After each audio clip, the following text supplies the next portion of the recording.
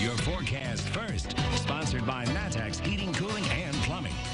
What a great night across central Illinois. The weather has cooperated fully. I mean, it is so gorgeous out there.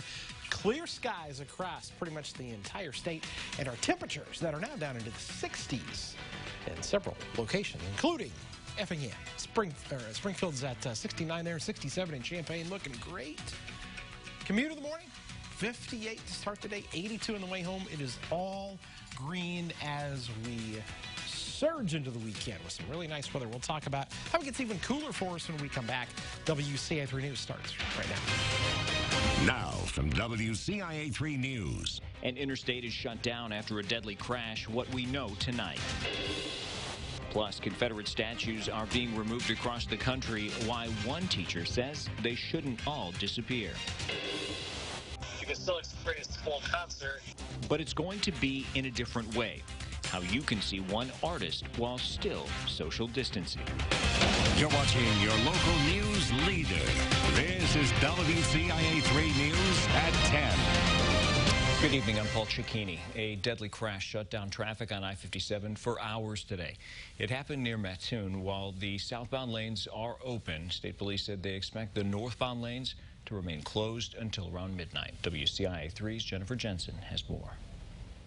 Semis and cars collided on I-57, bursting into flames. Many details remain unknown. Police have not released how many people died, if others were hurt, or what caused the crash. Several fire crews, ambulances, state police, and sheriff's deputies all responded to the scene. Traffic in the northbound lanes have been blocked off for hours. Lines of cars stretched about a mile down the interstate as people waited for the scene to be cleared. Officials remained on scene for hours as they continue to investigate what happened. Reporting, I'm Jennifer Jensen, WCIA 3, your local news leader. There was another crash farther north on I-57. Police have not released details about the cause or any injuries. A teenager from Champaign is in custody after police say he stole a car at gunpoint. Happened last night on Orchard by Griggs and Urbana. Investigators say two suspects demanded the owner's keys and wallet and drove away. About 20 minutes later, Champaign police were called to Bradley and Hedge for the same car. When they arrived, a 14-year-old drove off, got on the interstate, and exited on Lincoln Avenue.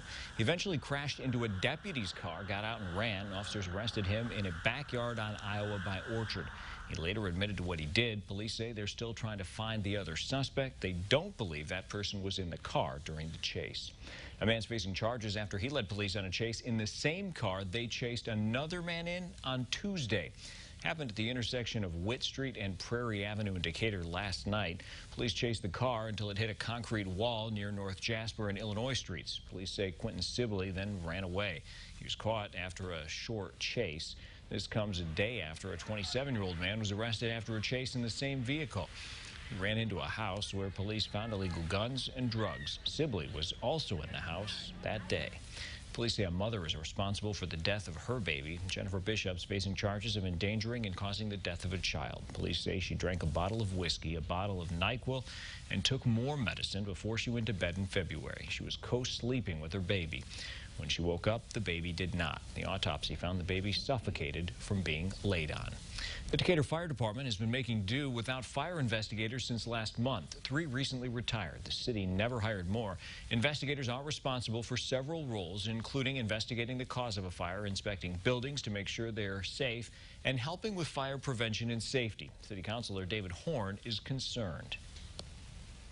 Not having these fire inspectors and fire investigators could mean that the city of Decatur is not as safe as they could be with these positions filled. City manager says the city decided not to hire fire investigators because the cost to keep the ones they did have was over $500,000. They believe they could provide the same services by restructuring. The city is willing to work with the union to come up with a solution, but no resolution has been reached yet. Protests across the country have led to several Confederate statues and monuments being torn down. But a teacher in central Illinois doesn't think they should all go away. Richard Hansen teaches history at Mount Zion, specifically an African-American experience class. He says many of them went up at the same time as the reemergence of the KKK in the early 1900s. Many of the monuments tell a different version of history. All of this comes together to promote a system of white supremacy. And for the past 105 years, we've been teaching history from a different perspective. And we have to understand that. Rather than get rid of the monuments, he suggests they should be in museums or on battlefields with a more accurate backstory. People continue to march for change. Hundreds filled the streets of Decatur for the second Justice Walk. It started at the Civic Center and walked through the downtown. Tonight, they marched in honor of black people who have been killed by police, including Breonna Taylor, who was shot by Louisville, Kentucky police during a no-knock search warrant. Protesters say they want their city government to listen.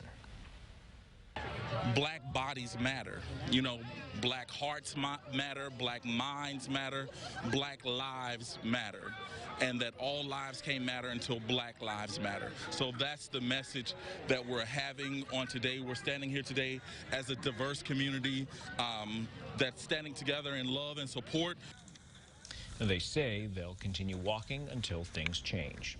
Earlier today, the mayor of Decatur, the chief of police, and leaders of the black community held the first of many meetings after local protests and the killing of George Floyd. The groups laid out the beginning steps for making changes in both the short term and long term. Those goals include offering more opportunities to the city's young people, creating more diverse hiring practices, and creating a better relationship between the community and the police force. It went extremely well. People were able to express themselves in terms of what they thought needed to be improved in Decatur, and they also gave suggestions as to how it should be improved. One of the issues that Norman brought up with the chief of police is the police's complaint system. She said she's spoken to people who do not file a complaint because they just don't know how. Decades of giving kids a place to learn about science is coming to an end. The Orpheum Children's Science Museum in Champaign announced it's closing at the end of July. The board says admission costs are a huge part of its revenue stream, but that stopped for a while when the COVID pandemic hit. This just kind of forced the board into the unfortunate situation of looking ahead and seeing how drastic this has affected our income now and projecting the effect in the future. And so this was the only recourse that we could come up with. They're still honoring prepaid memberships. Instead, people can use them at any association of children's museums and all Association of Technology Center locations. Another company is shutting down, but its Central Illinois locations are working to stay open. Espresso Royale announced it was ceasing all operations. The locations on Neal Street and at Village Green Place in Champaign are locally owned and plan to stay open. The Oregon Street location in Urbana is corporate owned, but the local owner is looking to take it over. Casinos in Las Vegas reopened a week ago. Here in Illinois, it's no dice. The Illinois Gaming Board met and decided this morning the conditions for reopening casino gambling is unknown. It's estimated the earliest Illinois casinos could reopen would be at the end of the month when Illinois enters Phase 4. Across the state line, casinos in Indiana are set to reopen at 6 a.m. on Monday. Hospitals in central Illinois are loosening restrictions for how many visitors can come in to visit patients. Both HSHS and Memorial Health Systems did not allow visitors since March because of the COVID-19 pandemic. But as case numbers in the region have dropped, they decided to allow a limited number of visitors. In most cases, patients are allowed one visitor. For pediatric patients, both parents are allowed in the door.